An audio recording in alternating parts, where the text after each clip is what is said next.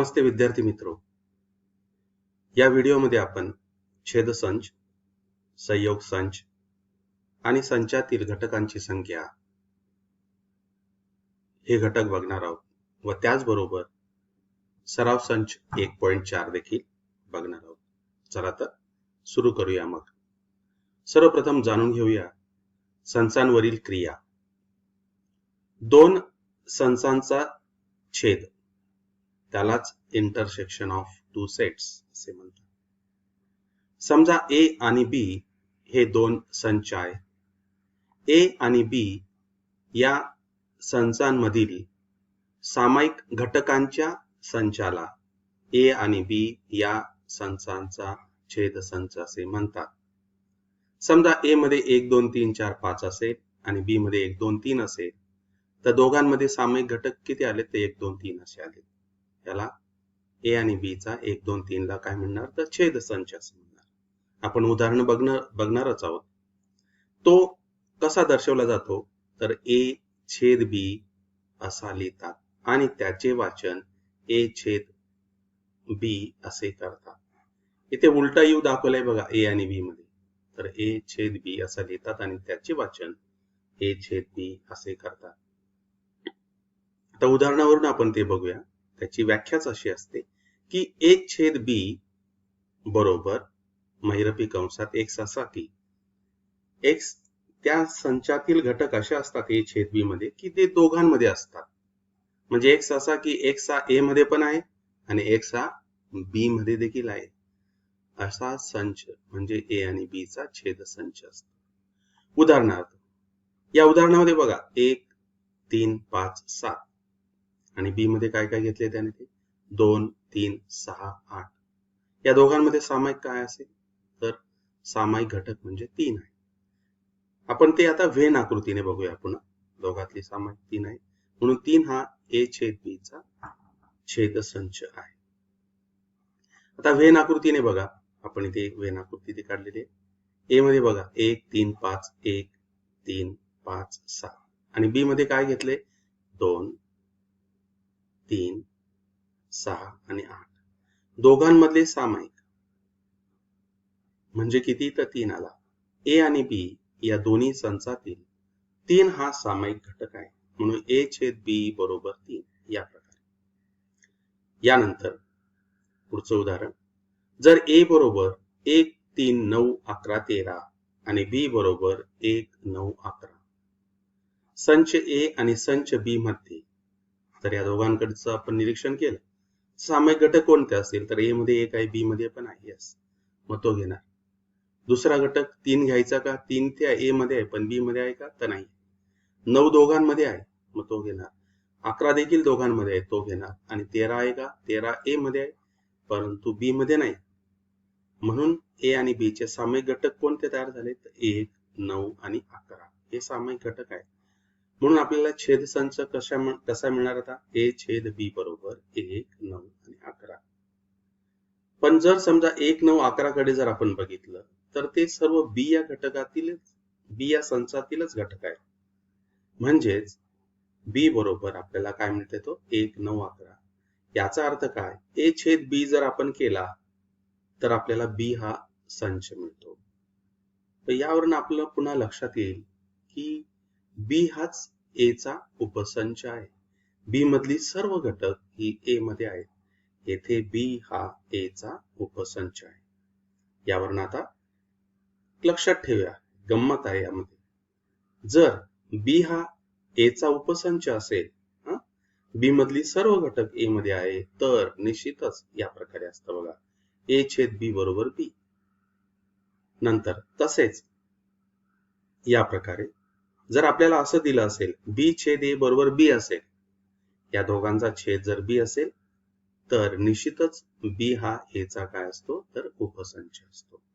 याचीच उलट रचना इथे दिलेली आहे. व्यस्त रचना येथे दिलेली आहे. इथे सुरुवात ए हा बी चा उपसंच, तर इथे शेवट कशाने होतो? बी हा ए चा उपसंच. या प्रकारे. यानंतर हे लक्षात ठेवा तुम्ही छेदसंचांचे गुणधर्म. ए छेद बी करा काय आणि बी छेद ए करा काय. जसं आपण 2 अधिक 3 बरोबर 5 आणि 3 अधिक 2 बरोबर 5, तसंच a चा b शी छेद घ्या किंवा b चा a शी छेद घ्या. दोघांमधले घटक कसे मिळणार तुम्हाला? समान मिळणार. दुसरा गुणधर्म, जर a हा b चा उपसंच असेल, म्हणजे a लहान आहे, यातले सर्व घटक b आहे, तर a छेद b बरोबर a निश्चितच. पण मगाशीच पाहिलं ते उदाहरण. आणि जर या प्रकारे पुन्हा याच प्रकारची रचना घेतली तिसऱ्यामध्ये, जर a छेद b बरोबर b असेल, तर b हा a चा उपसंच. चौथं बघा आता, a छेद b हा a चा उपसंच आणि a छेद b हा b चा देखील उपसंच. का? की दोघातले सामायिक घटक हे काय असतात? तर दोन्ही संचांचे उपघटक असतात. याचा अर्थ दोन्ही संचातील सामायिक घटक हे दोन्ही संचांचे उपसंच आहेत. याचा अर्थ आता a छेद a पूरक आपण पूरक संच बघितला होता. पूरक संचांच्या बाबतीत कसं होतं? a मध्ये जे घटक असतात ते a डॅश मध्ये नसतात, a पूरक मध्ये नसतात, a पूरक मध्ये जे असतात ते a मध्ये नसतात. तर दोघांमध्ये कोणीच सामायिक नाही. मग जेव्हा कोणीच नसतं तेव्हा हे चिन्ह घेत असतो रिक्त संच. त्यालाच काय म्हटलं जातं? तर फाय. म्हणून a छेद a डॅश बरोबर फाय. या प्रकारे लक्षात ठेवता येईल. नंतर सहावा गुणधर्म, a छेद a त्याच संचाचा त्याच्याशी जर आपण छेद घेतला तर आपल्याला काय मिळणार? aच मिळणार पुन्हा. म्हणजे a आणि a दोघातले सामायिक घटक aच मिळणार. या प्रकारे. नंतर a छेद फाय, a छेद रिक्त संच. दोघातले सामायिक घटक, मग रिक्त संचामध्ये काहीच नाही, a मध्ये पण काहीच नाही पण असतो, रिक्त पण असतोय. म्हणून a छेद रिक्त संच किंवा फाय बरोबर फाय. या प्रकारे हे संचांचे गुणधर्म महत्वाचे आहेत. यानंतर बघूया आपण पुढे. तर नवीन काय जाणून घ्यायचं आहे आपल्याला? की विभिन्न संच, यालाच काय म्हणतो आपण? डिसजॉइंट, म्हणजे वेगवेगळे. मग वेगवेगळे काय असू शकतात? की समजा a बरोबर 1 3 5 9 हा एक संच आहे आणि b बरोबर काय घेतलंय बघा 2 4 8. हे दोन संच दिलेत आपल्याला. तर a चं निरीक्षण करा तुम्ही आणि b चं निरीक्षण करा. आपण मगाशी दोघातला छेद बघितला होता.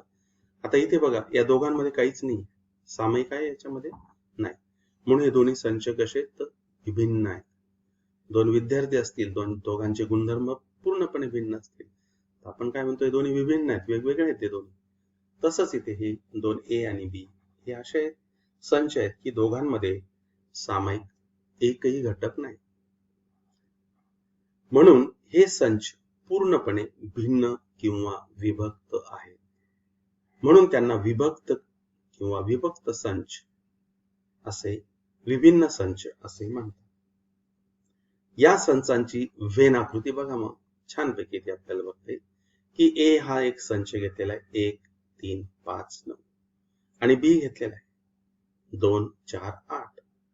ते आहेत, परंतु दोन्ही कसे आहेत? ते दोघांमध्ये एकही सामायिक घटक नाही.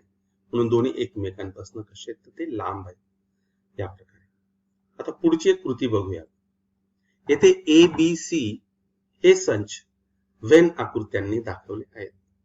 त्यापैकी कोणते संच विभिन्न आहेत ते लिहा. आता बघा या आकृतीमध्ये a हा संच आहे, त्यामध्ये कोणकोणते घटक आहेत बघा 1 2 3 4 5 6 7.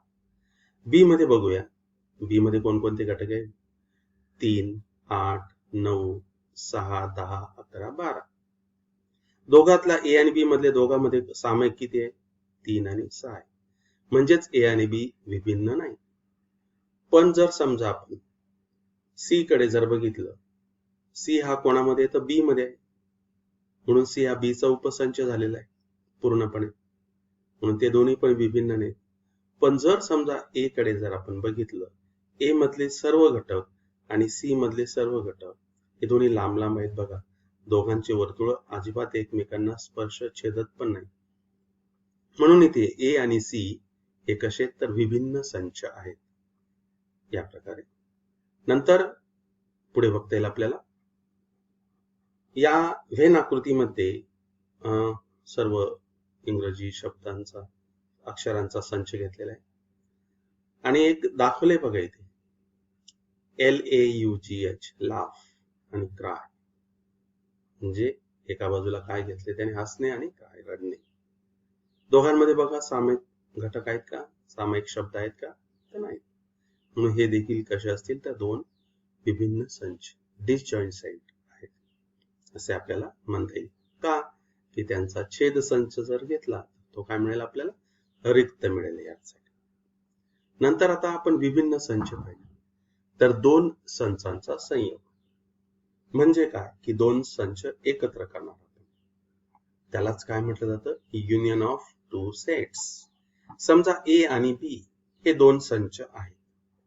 या दोन्ही संचांतील घटकांनी मिळून होणाऱ्या संचाला A आणि B या संचांचा संयोग संच म्हणतात. तो A युनियन B असा लिहितात आणि A संयोग B असा वाचला जातो. हे बघा U चं चित्र दाखवलं, A युनियन एकत्र, A संयोग B, A संयोग B असं वाचतात. आता बघायचं A संयोग B बरोबर X असा की X हा A तर A मध्ये असेल किंवा आपल्याला B मध्ये देखील चालेल, परंतु छेदच्या बाबतीत वेगळं होतं आपल्याला. इथे A छेद B बरोबर X असा की X हा A मध्ये पण पाहिजे आणि होतं बघा इथे X हा B मध्ये देखील पाहिजे. पण संयोगच्या बाबतीत X असा की X हा A मध्ये किंवा X हा B मध्ये, या प्रकारे. आता पुढे बघूया आपण.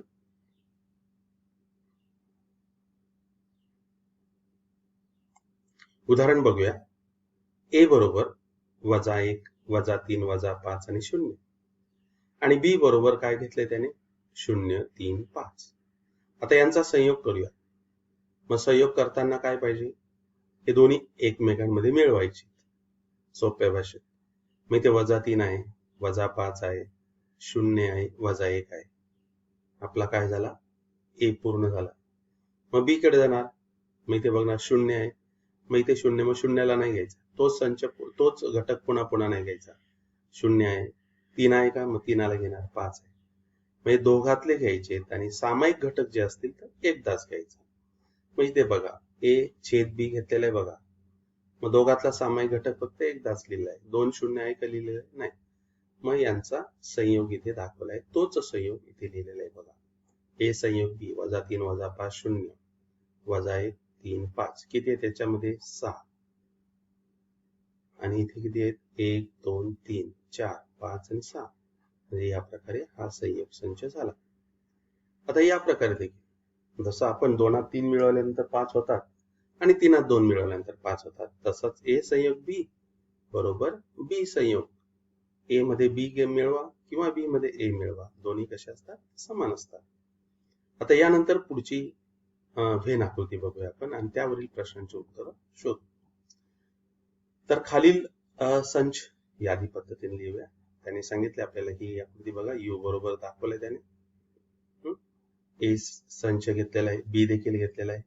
A मधले घटक बघा 2 4 6 8 10, B मधले घटक 1 3 5 7 8 10 आणि U मध्ये बघा 9 11 12 या प्रकारे. तर बघूया मग U कसा तयार होणार बघा. U मध्ये हे सर्व काय काय मिळणार आपल्याला, 1 2 3 4 5 6 7, 1 2 3 आहे 4 5 6 7 8 9 10 11 12, हे सर्व घटक आपण U मध्ये घेतले. यानंतर आपल्याला पहिला प्रश्न काय तर A आहे. मग A मधले घटक घेणार कोणकोणते, A मध्ये 2 4 6 8 10 A मध्ये. B मध्ये काय तर बघूया 1 3 5 7 8 10, हे B मधले घटक आहेत. नंतर A संयोग B, दोघांचा संयोग जर घेतला तर बघा 2 4 1 2 3 4 5 6 7 8 आणि 10, 1 2 3 4 5 6 7 8 10 या प्रकारे. किती येते 3 आणि 2 5, 5 आणि 4 9, एकूण 9 घटक आहेत बघा. 1 2 3 4 5 6 7 8 9 या प्रकारे. हे तिसरं झालं. बी मधला बी देखील त्याने लिहिलेला आहे. बी मध्ये बघा 1 3 5 7 8 10 1 3 5 बघा 1 3 5 7 8 10 या प्रकारे संयोग लिहिला आपण. नंतर ए छेद बी, दोघांचा छेद किती 8 आणि 10, ए छेद बी घेतलेले 8 आणि 10 या प्रकारे दोघांमधले सामायिक घटक. यानंतर काय घेतले त्याने ए पूरक. मग ए पूरक संच आपल्याला पाहिजे, म्हणजे ए मध्ये जे काही घटक आहेत ते सोडून सर्व उरलेले यू मधले घटक घेणार.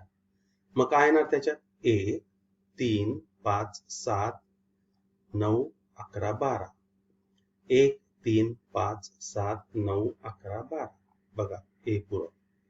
इथले सर्व सोडून मग इथले बी इथले चालतील, या वर्तुळातले ए या वर्तुळातले सर्व सोडून मग या आयतात जे उरतील ते या प्रकारे.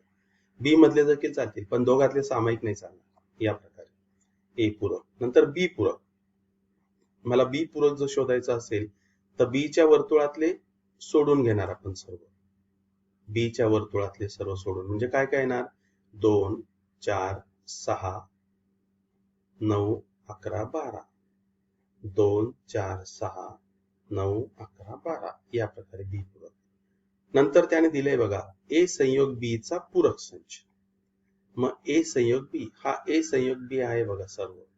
मग याचा पूरक म्हणजे काय, हे सर्व सोडून आणि यू मध्ये उरलेले. मग कोणते यू मध्ये उरलेले 9 11 12 बघूया 9 11 12. आता यानंतर ए छेद बी चा पूरक.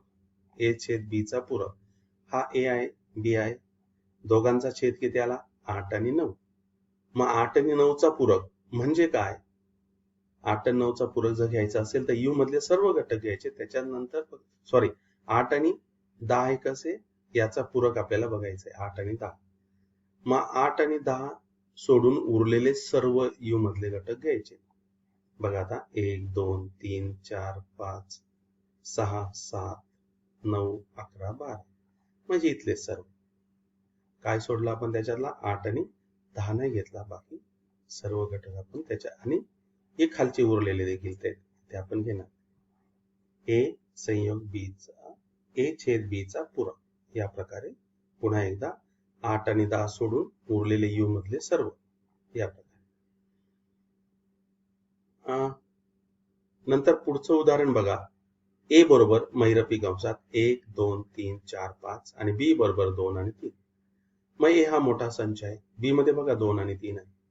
मग ए मध्ये बी चे सर्व घटक बघा, तर ते कोणामध्ये आहे तर ए मध्ये आहे. तर ए छोटा आहे बघा आणि बी कसा आहे मोठा आहे, म्हणजेच बी हा ए चा काय तर उपसंच. आणि आपल्याला असं लगेच लक्षात पण येईल काय की ए छेद बी जर केला तर किती येणार 2 आणि 3 येणार. आता बघा ए संयोग बी 1 2 3 4 5 1 2 3 4 5 ए संयोग बी तेच घटक. यावर बघा बी हा छोटा आहे, तो सर्व ए मध्ये आहे, निश्चितच बी हा ए चा उपसंच. आणि ए संयोग बी दोघांचा जर संयोग केला तर आपल्याला मोठा संच मिळणार आणि तो म्हणजे ए या प्रकारे. यानंतर हे लक्षात ठेवूया संयोग संचांचे देखील गुणधर्म आहेत. बघा पुन्हा इथे ए संयोग बी बरोबर बी संयोग ए. जर ए हा बी चा उपसंच असेल तर ए संयोग बी हा बी असणार आहे. नंतर ए हा ए संयोग बी चा उपसंच आणि बी हा देखील ए संयोग बी चा उपसंच. कारण की दोन्ही लहान असणार आहेत, संयोग कसा असणार आहे तर मोठा असणार आहे. ए संयोग ए पूरक म्हणजेच यू. ए संयोग ए बरोबर ए आणि ए संयोग रिक्त संच फाय बरोबर ए हे संचांचे गुणधर्म झालेत. या प्रकारे तुम्हाला लक्षात ठेवावं लागणार आहे ते. यानंतर आपण जाणून घेऊया एखादा संच घेतला आणि त्या संचामध्ये किती घटक असतात ते नंबर आपण शोधूया. संचातील घटकांची संख्या, number of elements in set. समजा ए बरोबर 3, 6, 9, 12, 15 हा दिलेला संच आहे. या संचात 5 घटक आहेत बघा. संच ए मधील घटकांची संख्या कसं लिहिलं जातं बघा. त्याला असं इंग्रजीत वाचलं जातं. एन मधील घटकांची संख्या किंवा इंग्रजीत त्याला एन ऑफ ए असं म्हटलं जातं. एन मधील घटकांची संख्या अशी दर्शवतात. एन ऑफ ए बरोबर किती आहे? 5. तर बी बरोबर घेतलंय 6, 12, 18, 24, 30, 36. किती घटक आहेत त्याच्यामध्ये? तर 6. म्हणून बी मधील घटकांची संख्या बरोबर मराठीत असं वाचणार बरोबर 6 किंवा इंग्रजीत एन ऑफ बी बरोबर 6 असे या प्रकारे वाचलं जाईल. किती घटक आहेत? तर तो नंबर फक्त लिहायचा आहे. संयोग संच आणि छेद संच यातील घटकांची संख्या. आता बघा इथे एन ऑफ ए दाखवलाय तर किती होता? तो 5 होता. नंतर एन ऑफ बी किती होता? तर 6 होते. दोघांची बेरीज केली. दोघातला संयोग केला आपण बरोबर. तर दोघातला संयोग केल्यानंतर आपल्याला सामायिक घटक कोणकोणते होते बघा. त्याच्यामध्ये 6 आहे आणि 12 आहे. ते 2 जर वगळली तर 2 पुन्हा पुन्हा रिपीट होतील ते. तर ए संयोग बी केला तर किती घटक मिळतात आपल्याला? तर 9 मिळतात. 1, 2, 3, 4, 5, 6, 7, 8, 9 संयोग केला तर. दोघांची पुनरावृत्ती झाली तर ते एकदाच घेणार. मग एन ऑफ ए संयोग बी बरोबर 9 म्हणजे ए संयोग बी मधील घटकांची संख्या बरोबर 9. आता दोघांचा छेद काढू आपण. मग ए आणि बी मध्ये सामायिक किती येते? 6 आहे, 6 आहे, 12 आहे, 12 आहे. यानंतर एकही घटक सामायिक नाही त्यामध्ये. म्हणून आपण इथे बघणार आहोत की ए छेद बी बरोबर किती आले? तर 6 आणि 12. मग घटकांची संख्या किती आली? तर या दोनच घटक आहेत. म्हणून एन ऑफ ए छेद बी बरोबर किती आले? ते 2 आले. तर यावरनं N of A, N of B आणि ए छेद बी चे घटक दोनदा मोजले आणि मग ते आपण एकदा घेणार त्याच्यातले. आता हे सूत्र बघा इथे. एन ऑफ ए लिहिला, एन ऑफ बी लिहिला. मग ते किती होते? 5. बी किती होते? 6. पण हे 2 वेळा आलेले होते म्हणून आपण ते काय करणार? ते वजा करणार. आपल्याला कुठला नंबर मिळतो बघा. इथे 9 मिळाला बघा. पण हा 9 कोणाच्या बाबतीत मिळाला आपल्याला? एन ए संयोग बी च्या बाबतीत मिळाला होता. म्हणजे एन ए संयोग बी बरोबर किती? 9. म्हणून आपल्याला 1, 2 आणि 3 यावरनं असे दिसते की नवीन एक नियम तयार होतो आपल्याकडे. कुठला नियम तयार झाला? एन ए संयोग बी बरोबर एन ऑफ ए अधिक एन ऑफ बी वजा एन ऑफ ए छेद बी. हे महत्वाचं सूत्र आहे. संचांच्या बेरजेच्या नियमाचा हा पडताळा आहे.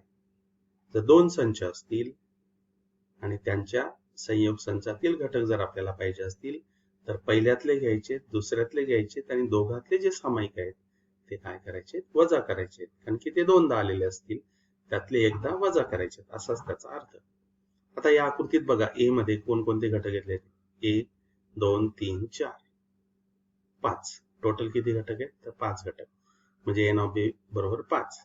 बी मध्ये किती घटक आहेत मोजूया? 1, 2, 3, 4, 5, 6. 6 घटक आहेत.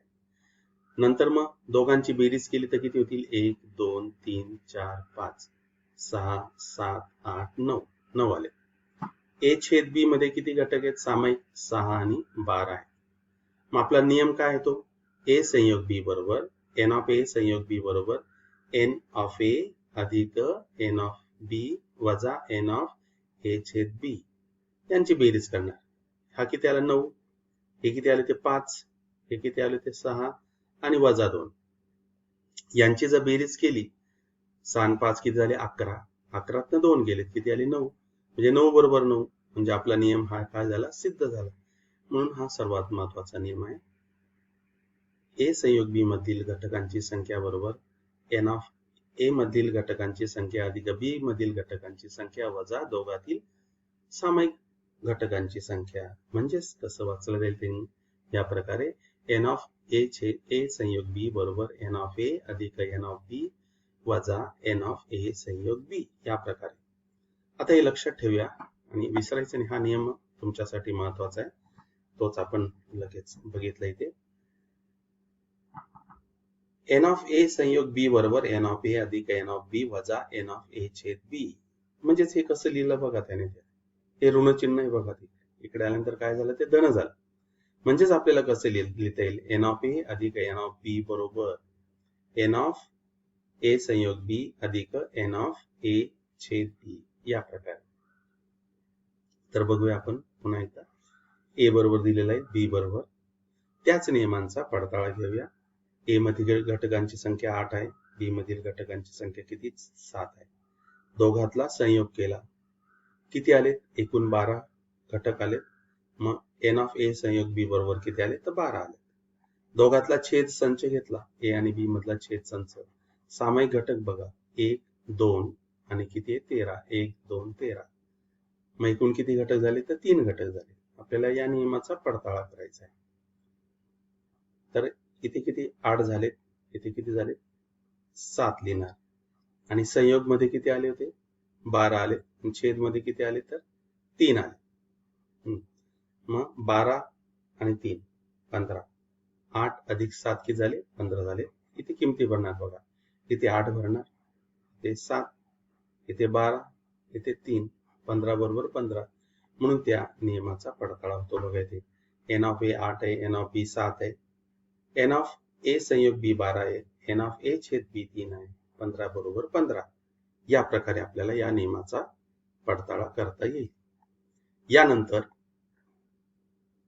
तोच नियम इथे दाखवलाय आपल्याला, या इथे लिहिलेला आहे. आता नवीन जाणून घेऊया. तर शाब्दिक उदाहरणं कशी असू शकतात, यासाठी आता एक शाब्दिक उदाहरण बघूया. एका वर्गात 70 विद्यार्थी आहेत. त्यापैकी 45 विद्यार्थ्यांना क्रिकेट हा खेळ आवडतो, 52 विद्यार्थ्यांना खो खो हा खेळ आवडतो. असा एकही विद्यार्थी नाही की ज्याला यापैकी एकही खेळ आवडत नाही. 70च्या 70 विद्यार्थी एकतर क्रिकेट खेळत असतील किंवा खो खो खेळत असतील किंवा दोन्ही खेळत असतील, पण असा एकही वर्गात विद्यार्थी नाही की जो खेळत नाही. तर क्रिकेट आणि खो खो हे दोन्ही खेळ आवडणाऱ्या मुलांची संख्या काढायची आपल्याला. आणि असं पण शोधायचंय की फक्त क्रिकेट आवडणारी मुले किती. तर बघूया आपण. आता हे उदाहरण आपल्याला 2 रीतींनी सोडवता येईल. वर्गातील एकूण विद्यार्थी 70. क्रिकेट आवडणाऱ्या विद्यार्थ्यांचा संच ए मानू, खो खो आवडणाऱ्या मुलांचा विद्यार्थ्यांचा संच बी म्हणणार. क्रिकेटच्या विद्यार्थ्यांचा संच आणि खो खो संच आपण बी मानू. प्रत्येक विद्यार्थ्याला क्रिकेट व खो खो पैकी एक तरी खेळ आवडतो. क्रिकेट किंवा खो खो आवडणाऱ्या विद्यार्थ्यांची संख्या म्हणजेच एन ऑफ ए संयोग बी, ए संयोग बी मधील सर्वांची घटकांची संख्या. मग किती झाली ती निश्चितच 70 आहे, की दोघांपैकी एक तरी कुठला तरी खेळ खेळतात, याचा अर्थ एन ए संयोग बी बरोबर 70. आता यानंतर क्रिकेट आणि खो खो हे दोन्ही खेळ आवडणाऱ्या मुलांची संख्या. दोन्ही खेळ म्हणजेच त्या दोघातला काय झाला, छेद झाला ए आणि बी मधला. मग एन ए छेद बी आपल्याला हे शोधणार आहोत. मग क्रिकेट खेळणारी संख्या 45 आपल्याला माहिती आहे, खो खो खेळणाऱ्या विद्यार्थ्यांची संख्या आपल्याला माहिती आहे. या प्रकारची 52.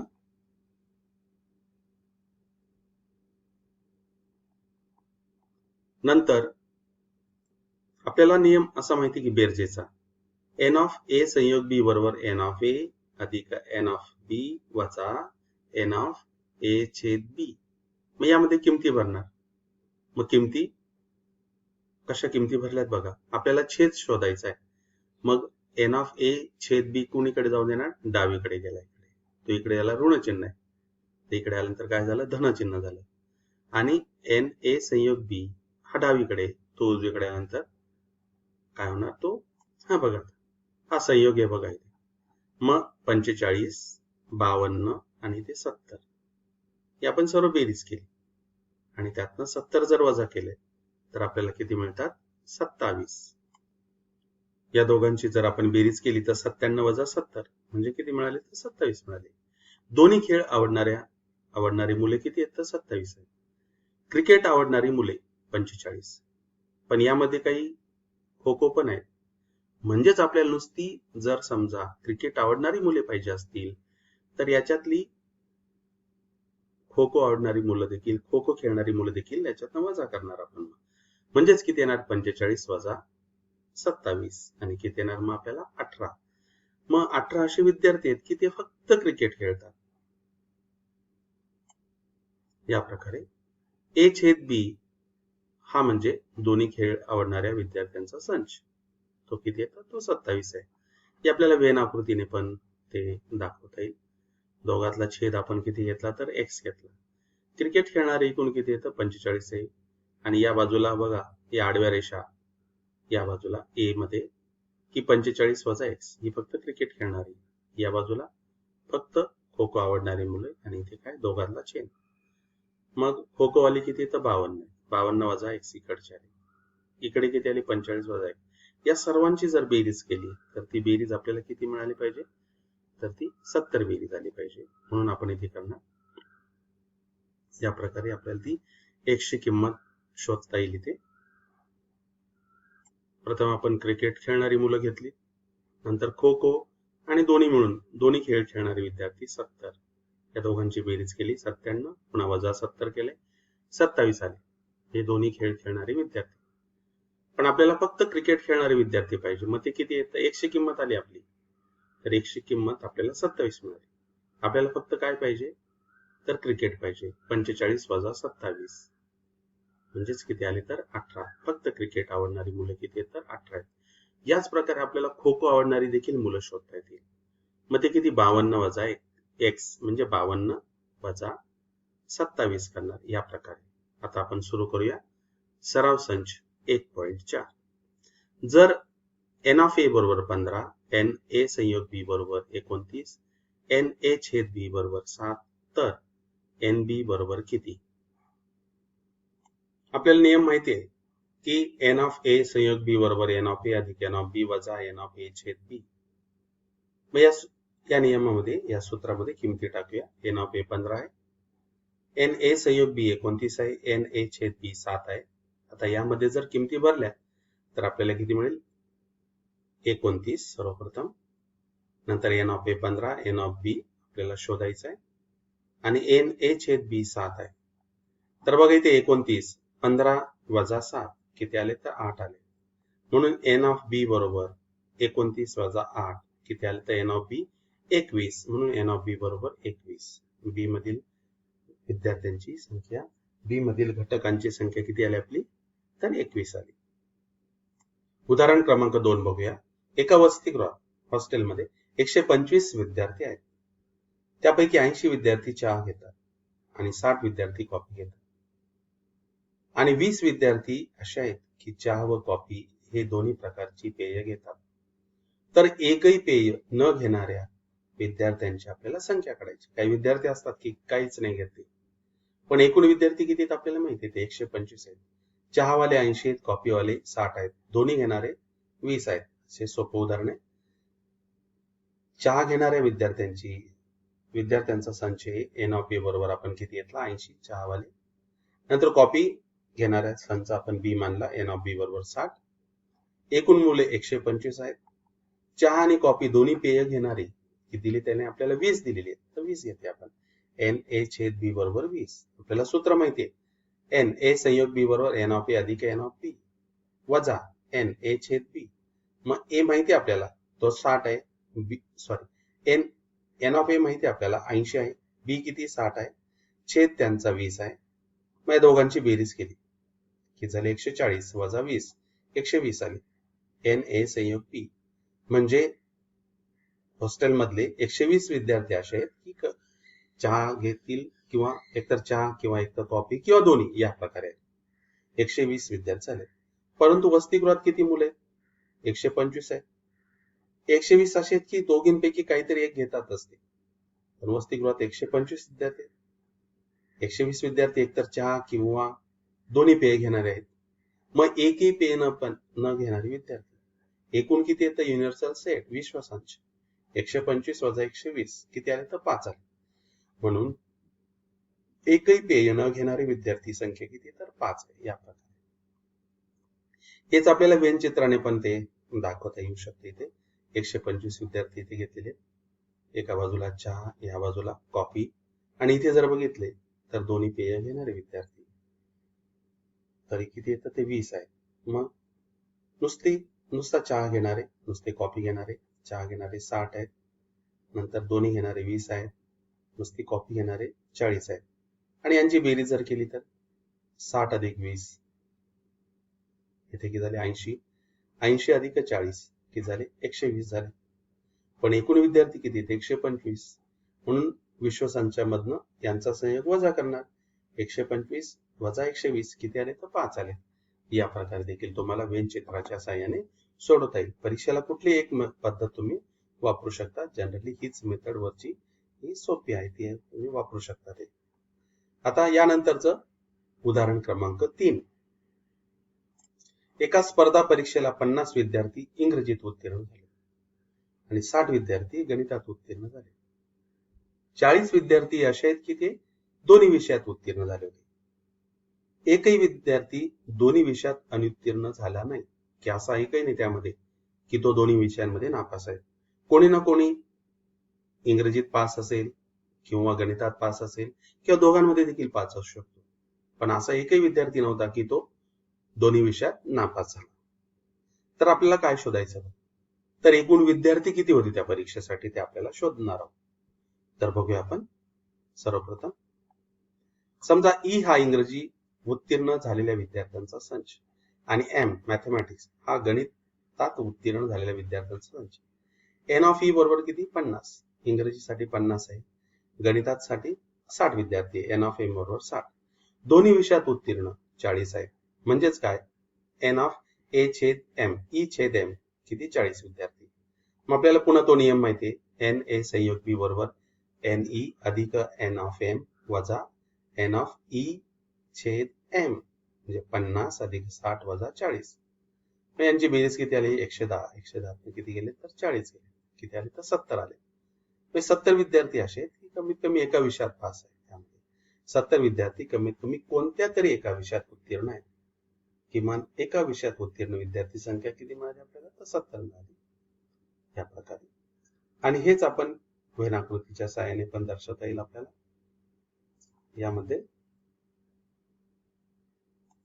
तर ते कसं बघा, आपल्याला एकूण विद्यार्थी संख्या शोधायची आणि ती किती तर 70 आहे. मग इंग्रजीत पास होणारे विद्यार्थी किती आहेत तर 50 आहेत, गणितात पास होणारे किती तर 60 आहेत, आणि दोन्हीत पास होणारे किती तर 40 आहेत. मग आपण बघणार या सर्वांची बेरीज केली तर ती जास्त होणार, पण बेरीज कशी करणार बघा, पूर्ण किमान एका विषयात उत्तीर्ण. मग इथे बघा 50 वजा 40 केलेत आपण, किती झाले तर 10 असे विद्यार्थी आहेत किती फक्त इंग्रजीतच पास आहेत. नंतर इथे आलो, गणितात एकूण किती पास आहेत 60, पण दोघातले सामायिक किती तर 40 आहेत. मग 60 40 गेले, किती आले तर 20 आले. मग इथे बघा हा 10 अधिक 40 अधिक 20 या सर्वांची जर बेरीज केली तर आपल्याला असे विद्यार्थी मिळतील की ते किमान एका विषयात उत्तीर्ण आहे. म्हणून एन ई संयोग एम बरोबर किती तर 70. या प्रकारे यानंतरचं पुढचं शाब्दिक उदाहरण. या उदाहरणाला स्टार केलंय बघा, ते थोडं अवघड असणार. एका शाळेतील इयत्ता 9वीच्या 220 विद्यार्थ्यांच्या आवडीचे सर्वेक्षण केले. त्यापैकी 130 विद्यार्थ्यांनी गिरिभ्रमणाची आवड 130 विद्यार्थ्यांना आवड आहे असे सांगितले व 180 विद्यार्थ्यांना आकाश दर्शनाची आवड आहे असे सांगितले. 110 विद्यार्थ्यांनी गिरिभ्रमण आणि आकाश दर्शने आवडते असे सांगितले.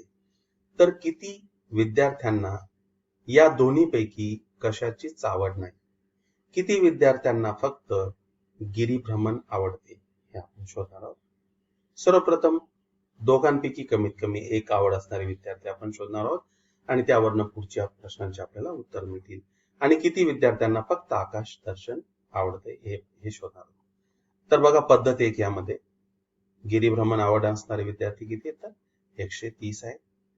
नंतर मग 180 आकाश दर्शन, बी घेतला आपण तो सेट, ए म्हणजे गिरिभ्रमण, बी म्हणजे आकाश दर्शन. आणि किती विद्यार्थी होते त्यामध्ये तर 220 विद्यार्थी आहेत. ठीक आहे. यू बरोबर आपण घेतला तो. मग दोन्ही आवड असणारे किती आहेत? गिरीभ्रमण आणि आकाश दर्शन.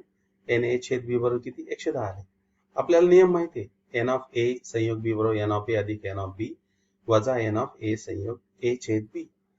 130, 180 दोन्ही आवड असणारे एक वजा 110 केले. किती आले? दोघांपैकी कमीत कमी एक आवड असणारे किती आहेत? तर 200 आहे. म्हणजे शाळेतील एकूण 220 विद्यार्थी आहेत. त्यापैकी गिरीभ्रमण किंवा आकाश दर्शन या दोहोंची आवड असणारे विद्यार्थी किती आहेत? तर 200 आहेत. मग 220 पैकी 200 काही ना काही दोघांपैकी एक आवडतं किंवा दोन्ही आवडत असतील, तर ते किती येतं? 200. आणि काहीच न आवडणारे विद्यार्थी किती होतील? मग 220 वजा 200. या दोघांची आवड नसणारे विद्यार्थी, मग विश्वसंचातनं त्या शाळेतल्या विद्यार्थ्यांच्या मधनं आपण हे 200 विद्यार्थी वजा करणार. 220 वजा 200 किती आले? तर 20 आले. 20 म्हणजे काय? गिरीभ्रमण व आकाश दर्शनाची आवड नसणाऱ्या विद्यार्थ्यांची संख्या. यानंतर फक्त गिरीभ्रमण आवडणाऱ्या विद्यार्थ्यांची संख्या. मग गिरीभ्रमण किती विद्यार्थी होते? 130. 130 वजा दोन्ही आवडणारे विद्यार्थी होते, याच्यामध्ये 110. 130 वजा 110 म्हणजे किती आले? तर 20. 20 विद्यार्थी फक्त असे की त्यांना गिरीभ्रमण आवडत होतं. आणि फक्त आकाश दर्शन, मग आकाश दर्शन वाले किती होती? तर 180. आणि दोन्ही आवडणारे किती होती? तर 110 होती. 180 वजा 110 किती आले? तर 70. या प्रकारे आपल्याला त्या विद्यार्थ्यांची संख्या शोधता येईल. नंतर शेजारील आकृतीवरून पुढील सर्व प्रश्नांची या व्हेन चित्रावरून आपल्याला हे संच लिहायचे बघा. तर यू दाखवलाय विश्वसंच, त्यामध्ये ए घेतलेला आहे, बी घेतलेला आहे. ए मधले घटक बघा X Y Z M N. B मध्ये बघा P Q R M N. आणि सर्व यू मध्ये X Y Z M N P Q R S T या प्रकारे. तर त्याने आपल्याला सर्वप्रथम ए ची घटक विचारले. ए बरोबर बघणार आपण काय काय ते लिहिणार. X A Y Z M N X Y Z M N. B मध्ये काय काय? तर बी मध्ये P Q R M N झाला. संयोग बी म्हणजे सर्व घटक येणार यामध्ये काय? X Y Z P Q R आणि शेवटी एम एन या प्रकारे. यू मध्ये काय येणार? एक्स वाय झेड नंतर मग M N P Q R S T. S आणि टी पण घेणार. आता यू आहे तो विश्वसंच. यानंतर बघा आपल्याला ए पूरक शोधायचा आहे. मग ए मधले सर्व घटक शोध. ए मध्ये या वर्तुळातले बाकी उरलेले सगळे ते यू मध्ये पण असतील. मग काय येणार? ते P Q R S T. P Q R S T A पूरक. बी पूरक काय असणार आहे? बी मध्ये या वर्तुळातले सर्व सोडून म्हणजे काय येणार? X Y Z S T. X Y Z S T. यानंतर बघा ए संयोग बी चा पूरक म्हणजे ए संयोग बी चा पूरक इथे दाखवले बघा या आकृतीमध्ये. मग याचा पूरक काय असेल?